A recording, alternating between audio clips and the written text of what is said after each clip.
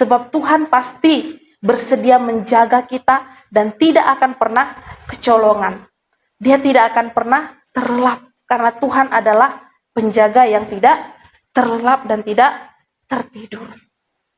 Nah, yang ketiga, pertolongan apakah yang kita terima dari Tuhan? Kita bisa melihat di ayat yang kelima sampai ayat yang keenam. Di situ dikatakan, Tuhanlah penjagamu, Tuhanlah naunganmu di sebelah tangan kananmu. Matahari tidak menyakiti engkau pada waktu siang, atau bulan pada waktu malam.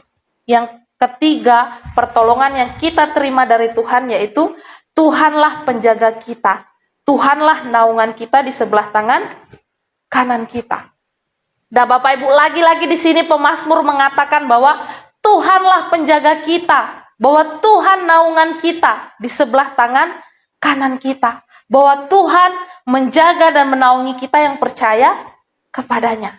Kemudian daripada itu, siapakah di antara orang dunia ini yang memiliki nyali menggoda kita apabila Tuhan yang menjaga kita? Adakah orang di dunia ini yang berani menentang kita jika Tuhan melindungi dan membela kita? Nah, Bapak Ibu, percayalah bahwa Tuhan tidak akan pernah membiarkan kita. Ia seperti matahari yang tidak menyakiti kita pada waktu siang, bahwa Tuhan juga tidak akan membiarkan kita pada waktu malam. Tuhan setia menjaga kita baik siang maupun malam. Dia setia menjaga kita ketika kita setia kepada Tuhan.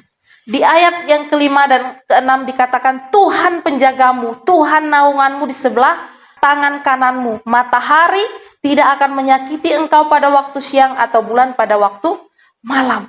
Nah, ini adalah gambaran pemahaman orang-orang pada zaman itu, bahwa matahari pada saat siang itu menjadi sumber bencana, dan bulan pada waktu malam itu dapat membawa berbagai macam penyakit. Namun di dalam penyertaan Tuhan, hal itu tidak menakutkan lagi. Kenapa? Karena Tuhan sendiri sudah pernah menyatakan perlindungannya bagi umat Israel, bahwa Tuhan akan memberikan tiang awan dan tiang api sebagai naungan bangsa Israel selama perjalanan menuju tanah Kanaan. Nah, seperti itu pula lah Tuhan menjaga umatnya, menjaga kita dari berbagai ancaman mencelakakan kehidupan kita. Nah, Bapak Ibu, yang keempat, pertolongan yang kita terima dari Tuhan, yaitu kita bisa melihat di ayat yang ke-7 dan ke-8, di situ dikatakan, Tuhan akan menjaga engkau terhadap segala kecelakaan, Ia akan menjaga nyawamu, Tuhan akan menjaga keluar masukmu dari sekarang sampai selama-lamanya. Yang keempat, pertolongan yang kita terima dari Tuhan yaitu Tuhan akan menjaga kita terhadap segala kecelakaan. Ia akan menjaga nyawa kita. Nah, Bapak Ibu yang dikasihi oleh Tuhan Yesus Kristus, kita sebagai manusia, kita butuh penjaga. Itu sebabnya manusia memakai segala perlengkapan diri agar jangan ada rancangan kecelakaan di dalam dirinya. Yang menjadi persoalannya adalah manusia tidak punya penjaga yang siap menjaga selama 24 jam. Manusia hanya punya waktu yang terbatas untuk menjaga dirinya. Dan pemazmur di sini menyadari keterbatasan dirinya tersebut. Lalu ia pun berharap akan penjagaan Tuhan terhadap dirinya. Pemazmur katakan, Tuhan akan menjaga engkau terhadap segala kecelakaan. Ia akan menjaga nyawamu. Nah, Bapak Ibu, di sini pemazmur menyadari betapa perlindungan Tuhan itu sempurna atas kehidupannya. Sehingga seringkali Tuhan meluputkan pemazmur daripada malapetaka. Itu artinya bahwa pemazmur mau mengungkapkan bahwa pertolongan Tuhan akan menjaga kita dari segala kecelakaan. Tetapi lebih dari itu, Tuhan juga akan menjaga nyawa kita. Bagaimana Tuhan menjaga nyawa kita? Melalui pengorbanan Tuhan Yesus Kristus di atas kayu salib. Jelas sekali bahwa Tuhan melakukan segala-galanya, bahkan mengorbankan anaknya yang tunggal untuk menjaga kita. Jadi Bapak Ibu, penjagaan Tuhan yang Tuhan berikan bagi kita itu berlaku 24 jam. Berlaku 354 hari. Jadi Tuhan menjaga kita dan Tuhan tidak pernah tertidur. Dihabiskannya waktunya untuk menjaga kita, itu artinya bahwa Tuhan akan menjaga nyawa kita setiap saat, selamanya, jika kita setia sampai pada akhirnya. Bahkan dikatakan dalam Alkitab, tidak sehelai pun dari rambutmu gugur tanpa sepengetahuan Tuhan. Itu berlaku sejak kita dilahirkan, sejak kita keluar dari rahim ibu kita hingga kita kembali kepada Tuhan. Itu sebabnya pemazmur dikatakan di ayat yang terakhir dikatakan, Tuhan akan menjaga keluar masukmu. Dalam artian hidup dan karya yang dikerjakan manusia itu berada dalam perhatian Tuhan, dalam penjagaan Tuhan. Bukan hanya di suatu masa, melainkan sampai selama-lamanya tanpa ada batasan waktu. Nah, Bapak Ibu yang dikasihi oleh Tuhan Yesus Kristus, dalam hidup ini kita tentu telah dan sedang memiliki berbagai macam rencana untuk di masa depan, untuk di tahun yang akan datang. Yaitu mungkin kita akan melanjutkan studi kita, akan menyelesaikan studi kita, atau kita ada promosi jabatan, atau kita akan memperbaiki perekonomian kita, dan banyak hal lagi yang sudah kita rencanakan sedemikian rupa. Tapi perlu kita sadari bahwa di tengah segala yang kita rencanakan, itu juga akan terpampang berbagai kendala yang dapat menghambat rencana kita. Kendala yang tidak pernah kita pikirkan sebelumnya. Mungkin rasa letih, rasa lesu, mungkin stres, mungkin putus asa, itu bisa menjadi ancaman yang hebat ketika kita melaksanakan rencana-rencana kita ke depannya.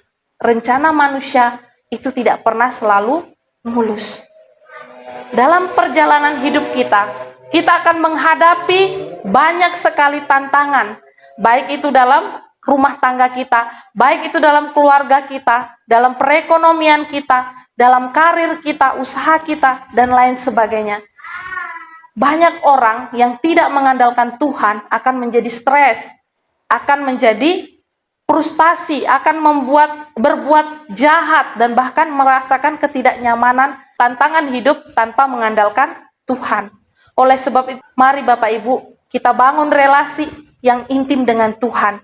Di dalam kita beribadah kepada Tuhan, dengan kita berdoa dengan setia, agar kita tidak akan goyah langkah hidup kita, dan tidak akan kecewa sekalipun banyak persoalan yang datang kepada kita. Kita jadikan Tuhan sebagai penolong kita. Tuhan penolong yang setia. Tuhan akan menyertai kita, menjadi suatu pengharapan bagi kita di dalam mengakhiri tahun 2023 ini. Sama seperti saat keadaan aman ataupun saat keadaan bahaya, kita harus terus berjaga-jaga, karena tidak ada yang dapat menjamin kejadian di masa depan. Dalam mengimani penyertaan Tuhan, di situ kita semakin mengagumi Dia, karena Tuhan Allah akan menyertai kehidupan kita. Tuhan tidak akan terlelap.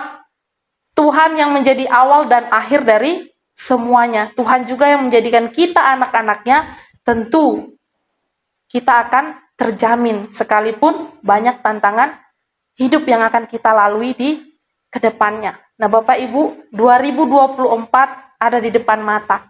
2024 akan kita sambut. Apapun nanti yang akan kita lalui, kita perlu ingat bahwa tidak ada pertolongan yang datang selain daripada Tuhan. Tuhanlah tempat perlindungan yang pasti, bukan manusia, bukan pula gunung yang tinggi-tinggi, bukan pula kekayaan atau kepintaran kita. Hanya Tuhan yang dapat menjadi tempat perlindungan kita. Tuhan penolong dan perlindungan yang sejati dalam kehidupan kita. Amin. Selamat menutup tahun 2023 dan selamat menyambut tahun 2024. Tuhan menyertai kita. Mari kita bersatu dalam doa. Terima kasih Tuhan, malam ini di dalam mengakhiri tahun 2023, kami kembali diingatkan melalui firman-Mu bahwa hanya Engkau satu-satunya Tuhan penolong kami yang setia, yang mampu menolong kami, menyertai kami. Tuhan telah menolong, memberkati dan menyertai kami di sepanjang tahun 2023. Dan di dalam memasuki tahun 2024, kami mohon penyertaan dan perlindungan-Mu. Kami mohon Tuhan pertolongan-Mu, sehingga Engkau terus menolong memberkati kami di dalam menjalani tahun 2024 nanti. Walaupun banyak tantangan, walaupun banyak pergumulan yang akan kami lewati, kami percaya bahwa Tuhan akan menolong, Tuhan akan memberkati kami, karena Tuhan tidak akan pernah terlelap dan tertidur di dalam menjaga kami. Tuhan penjaga yang setia bagi kehidupan kami. Terima kasih Tuhan, biarlah firman Tuhan terus menjadi rema dalam kehidupan kami. Kami boleh lakukan dalam kehidupan kami sebagai orang percaya. Terpujilah nama-Mu Bapa, di dalam nama Tuhan Yesus Kristus kami berdoa dan bersyukur. Haleluya. Amin. Teman-teman silakan ikuti media sosial ini dan jangan lupa untuk like, komen, dan bagikan tayangan ini supaya menjadi informasi bermanfaat bagi teman-teman di luar sana yang belum mengetahui hal ini. Salam sehat, tetap semangat, Tuhan Yesus memberkati kita semuanya.